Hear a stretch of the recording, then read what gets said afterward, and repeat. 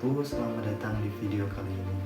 Bersama aku Alex Warsito Saputra, program Studi Hukum Ekonomi Syariah Sekolah Tinggi Agama Islam Darut Tauhid Bandung.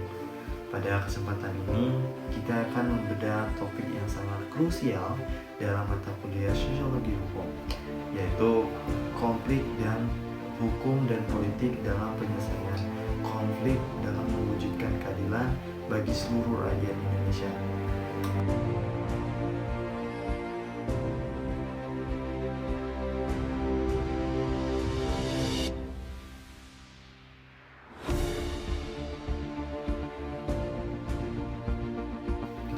Indonesia adalah negara majemuk yang berdiri di atas keberagaman suku, agama, ras, dan antar golongan.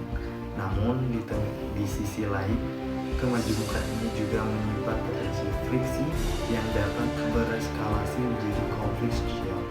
Pertanyaannya, mengapa instrumen hukum kita seringkali dinilai kurang responsif dalam meredam ketegangan tersebut?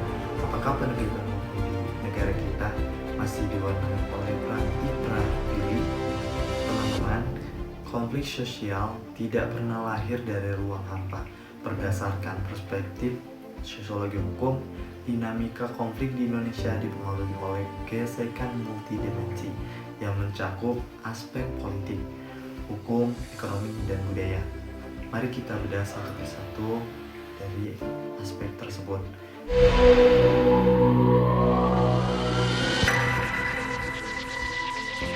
Yang pertama, aspek politik.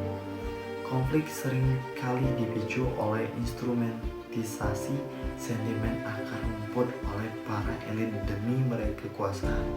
Konsentrasi politik yang mengedepankan politik identitas menciptakan polarisasi yang tajam, sehingga gesekan kecil di tingkat bawah dapat dengan cepat membesar karena muatan sentimen politik. Dan yang kedua, aspek hukum.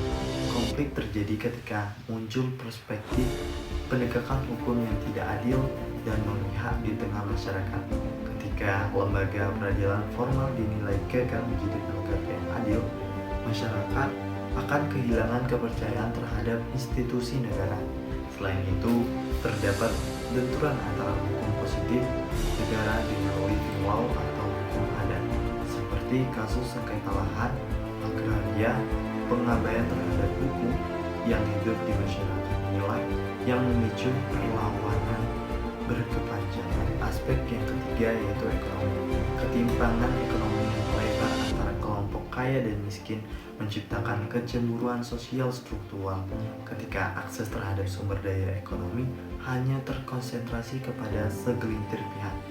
Kelompok yang terpinggirkan akan lebih mudah tersulut emosi. Lanjut ke aspek budaya. Erosi kearifan lokal yang dahulu berfungsi sebagai resolusi konflik tradisional kini mulai luntur. Ditambah lagi rendahnya literasi digital di tengah masyarakat membuat prasangka dan ujaran kebencian berbasis sara menyebar dengan sangat cepat. Dapat disimpulkan bahwa dimensi ekonomi seringkali bertindak sebagai bahan bakarnya, aspek budaya sebagai pemicunya, kepentingan politik sebagai penggeraknya, dan lemahnya penegakan hukum membuat api konflik tersebut sulit dipadamkan.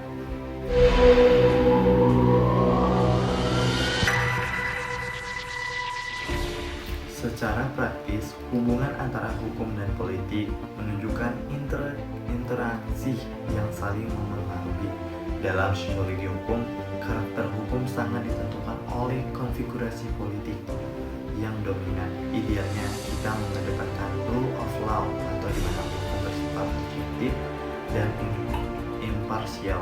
Namun dalam realitasnya seringkali terjadi kecenderungan rule by law, di mana regulasi hukum digunakan untuk melegitimasi kepentingan penguasa.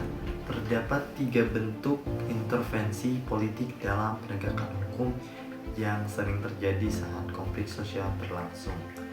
Yang pertama, penegakan hukum selektif. Proses hukum cenderung berjalan cepat apabila suatu konflik mengancam stabilitas politik nasional. Sebaliknya, jika konflik melibatkan aktor dengan afiliasi politik kuat, penegakan hukum seringkali tertunda. Dan yang kedua, edukasi independensi institusi. Lembaga peradilan kerap mengalami tekanan eksternal, terutama saat menangani konflik vertikal antara masyarakat adat melawan koperasi besar yang memegang izin resmi dari pemerintah. Dan yang ketiga, kriminalisasi dan pendekatan represif.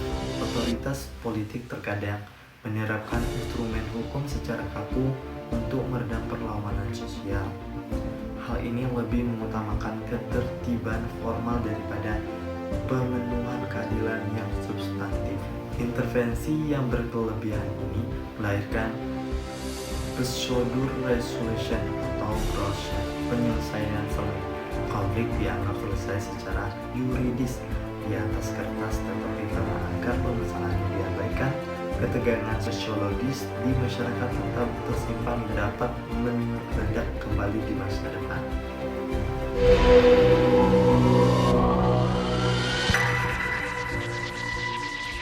Lantas, bagaimana solusi yang ideal untuk mewujudkan keadilan sosial bagi seluruh rakyat Indonesia?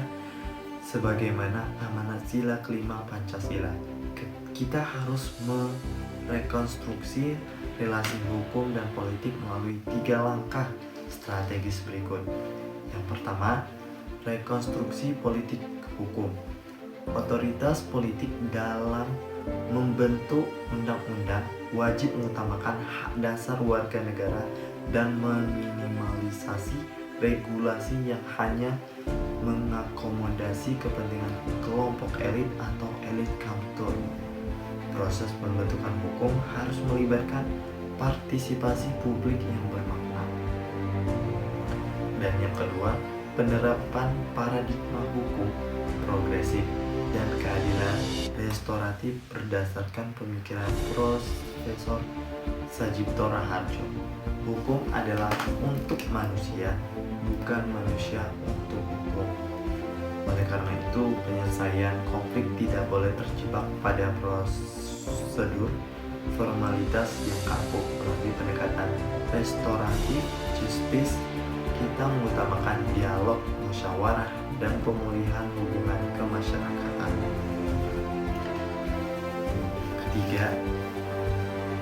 Ketiga, interaksi pengakuan living law atau hukum adat. Negara harus memberikan pengakuan secara tegas terhadap mekanisme penyelesaian sengketa tradisional. Akomodasi terhadap kearifan lokal terbukti memiliki tingkat efektivitas dan legitimasi sosial yang lebih tinggi di mata masyarakat lokal.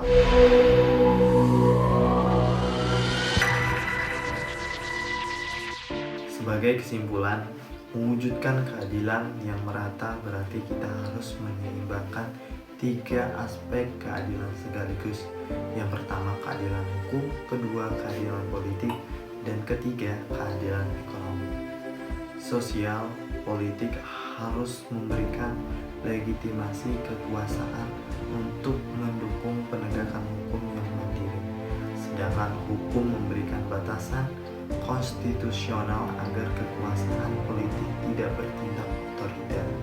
Melalui konsistensi sinergi ini, resolusi konflik sosial di Indonesia tidak lagi bersifat represif ataupun sementara, melainkan menjelma menjadi perdamaian yang inklusif dan berkelanjutan.